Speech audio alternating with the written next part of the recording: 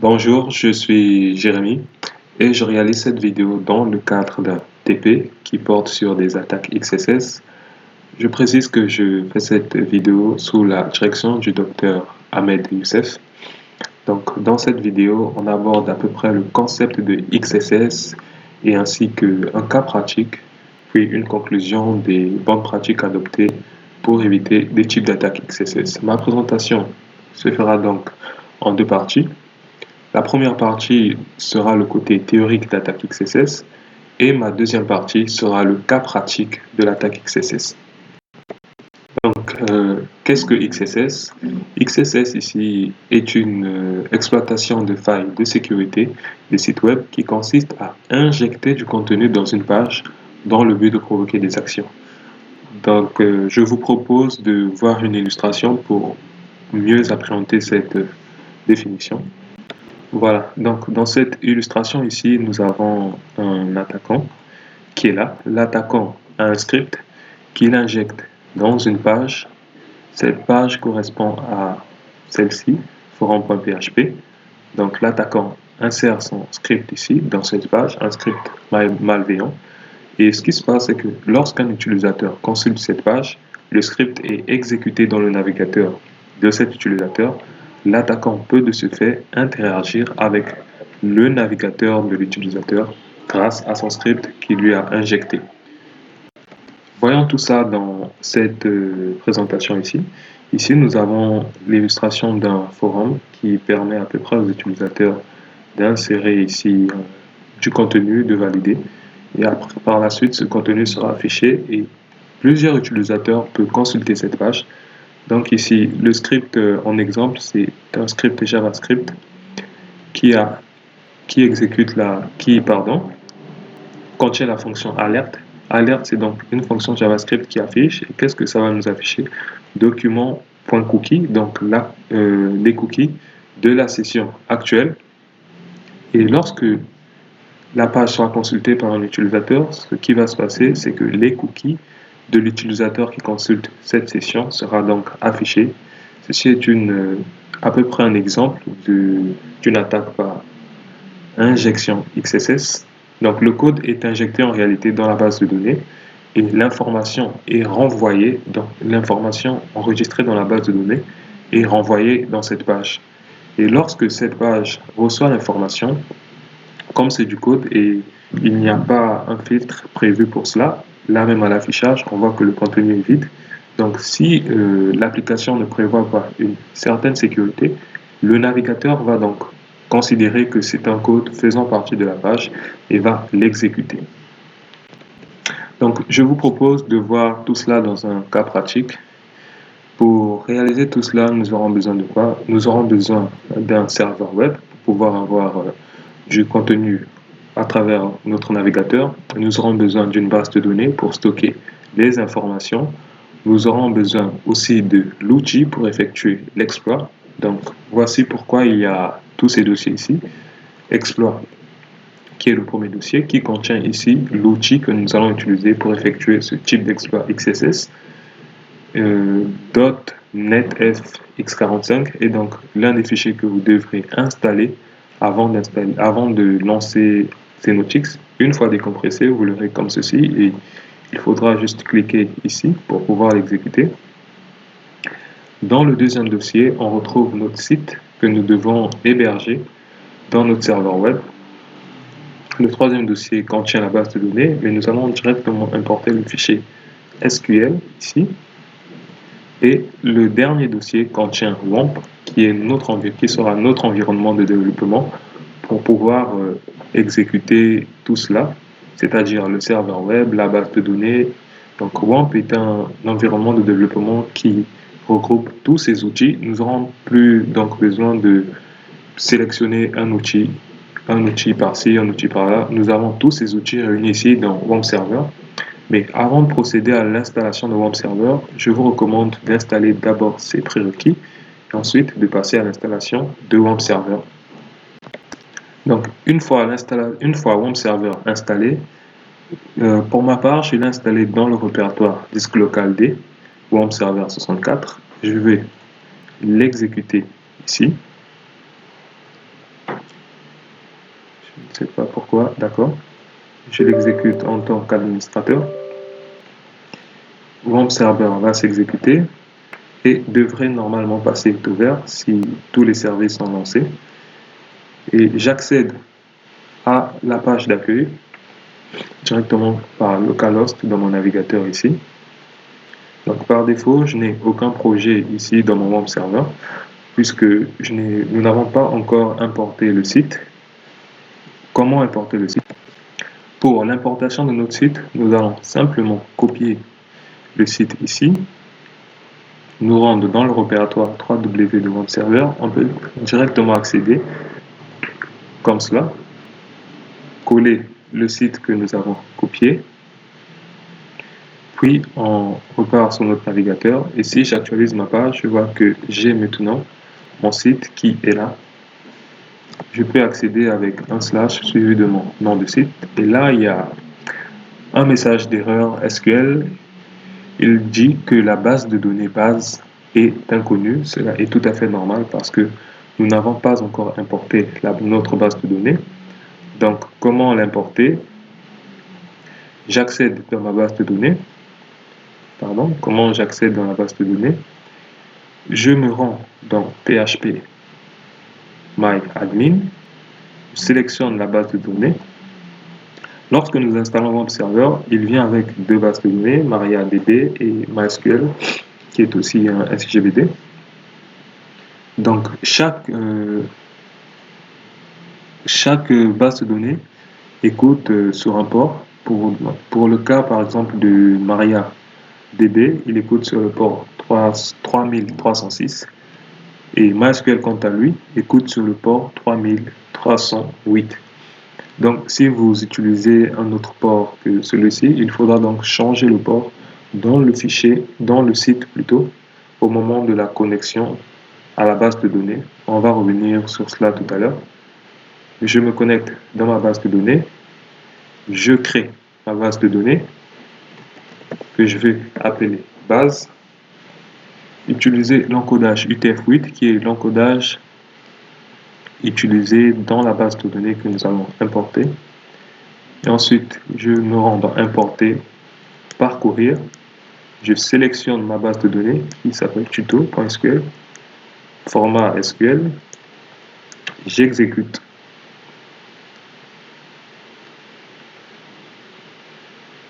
Voilà, ma base de données vient d'être importée. Donc, il y a deux tables, une table commentaire et une table user, mais la table commentaire est quant à elle vide. La table user contient les utilisateurs. Je vais vérifier cela. Voilà. Le projet affiche maintenant et je peux voir que je peux m'authentifier. Je vais commencer par m'authentifier avec l'utilisateur Alimou qui a le mot de passe passe. Donc, voici comment la petite application se présente, ce petit site. On a un champ ici qui nous permet de créer d'écrire des commentaires. On va tester avec un commentaire. Je vais ici écrire un new commentaire. Ceci est mon commentaire. D'accord.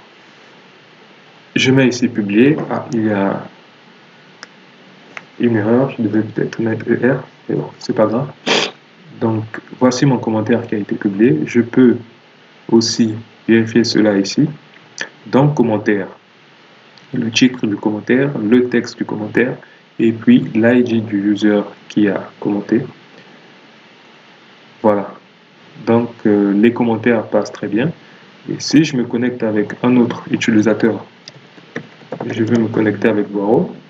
Boiro peut consulter, peut voir le commentaire de Alimou ici. Donc, passons maintenant à l'exploit.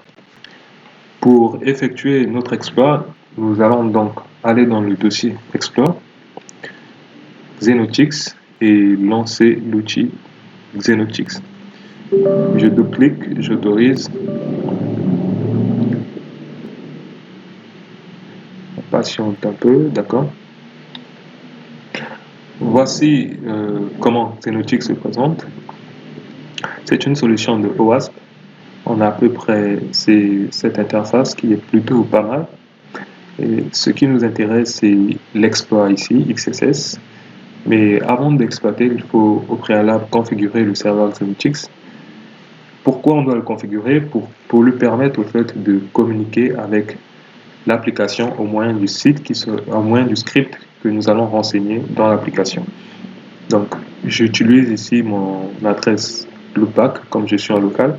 Et si je communiquais avec un site externe hors de mon réseau local, j'aurais certainement mis ici mon adresse IP publique.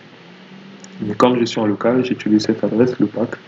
Je vais donc copier ce script et aller l'insérer dans les commentaires. Voilà, je me connecte avec Boiro. Je vais donc insérer le script ici. Et avant cela, voilà. Donc pour mieux illustrer ce que nous allons faire, j'ai lancé ici deux navigateurs différents. Ici, je suis sur Firefox et ici, je suis sur Google Chrome. Dans le navigateur Firefox, je me suis connecté avec l'utilisateur Boiro. Et dans le navigateur Chrome, je me suis authentifié avec l'utilisateur Alimou. Donc, ce que Boiro va faire, il va effectuer un commentaire. Help, j'ai besoin. Bon, on va simplement mettre ce script ici, mettre un contenu en bas. Salut, publier. Voilà, donc le commentaire de Boiro qui est ici, on voit que le script renseigné ne s'affiche pas. Pourquoi? Parce que le navigateur l'a considéré comme un script faisant partie de la page. Mais si on se rend ici dans la base de données que j'actualise, je peux voir que le script est bien là. Mais à l'affichage, le script n'affiche pas parce qu'il a été considéré par le navigateur comme un script faisant partie de la page. Si j'actualise ici chez Alimou, je vois bien que le script ne s'affiche pas. Et donc, grâce à ce petit script, je peux effectuer des exploits. On va tester ça ici.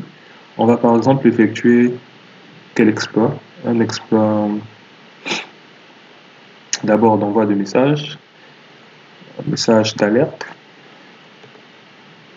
qui va peut-être dire bien welcome. C'est plus... Voilà, je trouve que c'est mieux. Là, il envoie automatiquement ce message. Donc, l'outil me permet d'effectuer pas mal d'exploits, tels que récupérer des cookies grâce au cookie chef. Là, je peux lancer l'enregistrement des cookies. Je vais nettoyer. Si j'actualise ma page, je vois que j'ai ici les cookies de l'utilisateur Alimou. Et donc, de ce fait, je peux effectuer un vol de cookies, obtenir la même session que l'utilisateur Alimou grâce à ces cookies ici. Donc là, on va voir une autre faille de social ingénierie, phishing. Bon, prenons cette faille de Facebook. Je vais créer la faille ici. D'accord. Et automatiquement, je vois que les pages du site ont changé, qui me redirige vers Facebook. Et si j'effectue une... Ah là là, il affiche tout là. C'est pas grave. User, si j'effectue une authentification ici, mot de passe connecté, d'accord, je me rends dans mon outil. Bon, je constate juste qu'il n'a pas pris ma première lettre. Bon, je ne sais pas pourquoi, mais sinon il y avait un U avant, user, et ensuite mot de passe. Donc, il récupère à peu près les champs que j'insère pour une connexion à Facebook ici.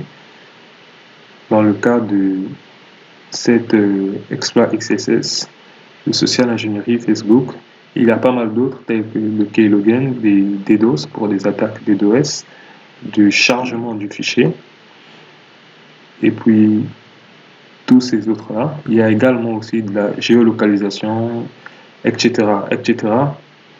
Mais vraiment, le but n'est pas d'effectuer un maximum d'attaques, c'est plutôt de montrer l'attaque et puis montrer les bonnes pratiques adoptées pour éviter ce type d'attaque. Donc, quels sont... Voilà, donc là, nous sommes sur un document de OWASP qui recommande pas mal de bonnes pratiques adoptées pour éviter des attaques de type XSS. Je rappelle qu'ici, nous avons effectué une attaque de type XSS stocké. Voici l'une des recommandations faites par OWASP, c'est de convertir en fait les valeurs des caractères renseignés par leur valeur HTML. Et on peut utiliser pour cela, si on est en PHP, la fonction HTML spécial caractère. Je ne sais pas si ça s'écrit comme ça. Voilà, donc cette fonction, qu'est-ce qu'elle fait? Elle fait à peu près ceci. Si je renseigne ce caractère sera converti par sa valeur HTML qui correspond à ça. Maintenant, voyons à peu près la fonction, la documentation de la fonction en PHP.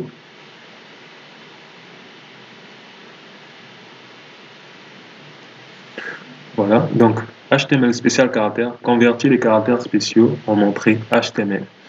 Comme on l'a vu précédemment, si on renseigne une valeur donnée, un signe inférieur, le signe, au lieu d'insérer le signe inférieur, il va plutôt insérer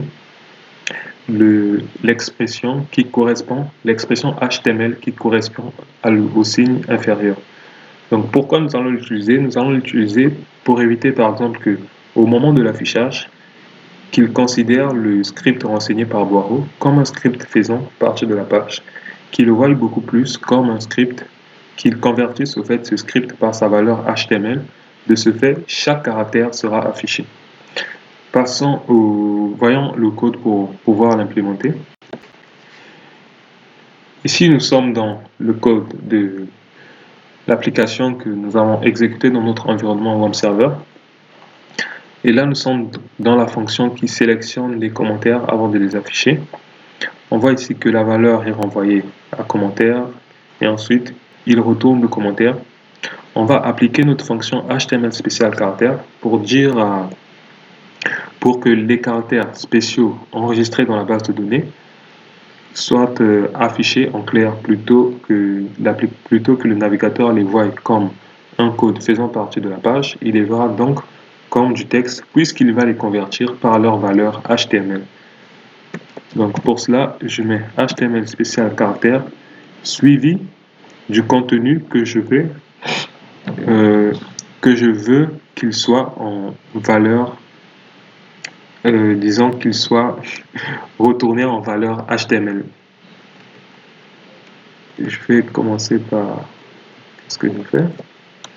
Je vais sauvegarder cela, me rendre dans le site, actualiser, et je constate ici que le script de Boireau est maintenant affiché en clair. Ici, je me rends dans la base de données. Le script est toujours là, rien n'a été modifié, mais maintenant il est affiché en clair. Donc pour une première mesure de sécurité, on peut commencer par afficher ici les caractères spéciaux par leur valeur HTML. Et l'autre mesure de sécurité, c'est au moment de l'enregistrement, qu'il enregistre non pas ces caractères spéciaux en clair, mais plutôt leur valeur HTML. Donc pour cela, je me rends toujours dans ce code, new commentaire, qui est ma fonction qui me permet de créer le commentaire. Il prend ici en paramètre le titre du commentaire et le contenu du commentaire. Qu'est-ce qu'on va convertir? On va convertir le contenu du commentaire HTML spécial caractère au contenu du commentaire. Pourquoi pas aussi au titre du commentaire? Je vais copier ça. Étant donné que le titre est affiché, HTML spécial caractère au titre de mon commentaire. Maintenant, on va écrire la même chose et voir l'enregistrement. Un peu. Voilà donc les valeurs de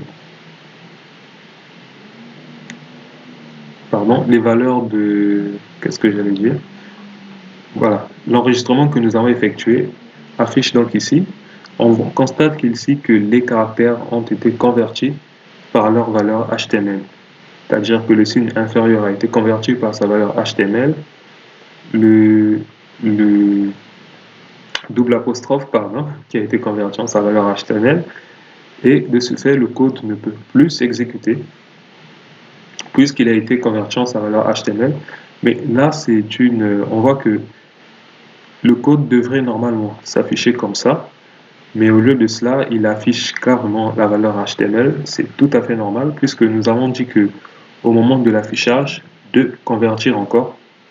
Donc pour éviter ce type d'erreur, on va juste dire que au moment de l'affichage, de ne plus convertir en HTML spécial caractère, étant donné qu'il aura déjà effectué cette conversion à l'enregistrement. Pour mieux illustrer cela, ici on a le script qui est enregistré, qui nous permettrait d'exécuter, de faire des exploits. Et ici on a l'enregistrement, ça c'est l'enregistrement plutôt, de l'enregistrement par valeur HTML, c'est-à-dire que le signe inférieur correspond à ceci, le signe supérieur correspond à ceci, et là on a l'enregistrement qu'on a effectué avant d'appliquer la conversion d'enregistrement en valeur HTML. Voilà pourquoi à ce niveau, il continue à exécuter le script puisque on a dit à l'application, au site plutôt, ou l'application, de ne plus afficher, au moment de l'affichage, de ne plus effectuer la conversion en valeur HTML. Donc, pour pallier à ce problème, il faut juste soit supprimer le commentaire ou vider la base de données, ou vider plutôt la table, ce qui est vraiment le mieux à faire, ou encore simplement modifier la valeur qui est ici. Voilà. Comme ça, lorsque j'enregistre, j'ai ce contenu en clair. Donc, en conclusion, nous venons de voir l'attaque XSS, comment l'attaque s'effectue. Dans le cas d'une attaque XSS stockée, nous avons enregistré dans la base de données une expression comme ceci, qui est un script JavaScript qu'on a pu récupérer grâce à l'outil Xenotix, qui nous permettait d'exécuter des exploits. Mais après le filtrage des entrées, disons des valeurs qui seront stockées dans la base de données, on peut constater que le script n'a plus aucun effet, étant donné qu'il n'est plus interprété par le navigateur comme un script faisant partie de la page, puisqu'il a été converti par sa valeur HTML. Disons que les caractères utilisés dans ce script ont été convertis par leur valeur HTML, donc le navigateur va donc mieux les lire. Il ne va plus les lire comme un script faisant partie de la page, mais plutôt faire la correspondance de ces caractères, c'est-à-dire que celui-ci correspond au signe inférieur, et au lieu d'afficher ce symbole-là, il va donc afficher le signe inférieur, puisque c'est un langage qu'il comprend. Donc, en gros, je vous remercie pour le temps consacré et j'espère que nous nous retrouvons pour d'autres vidéos.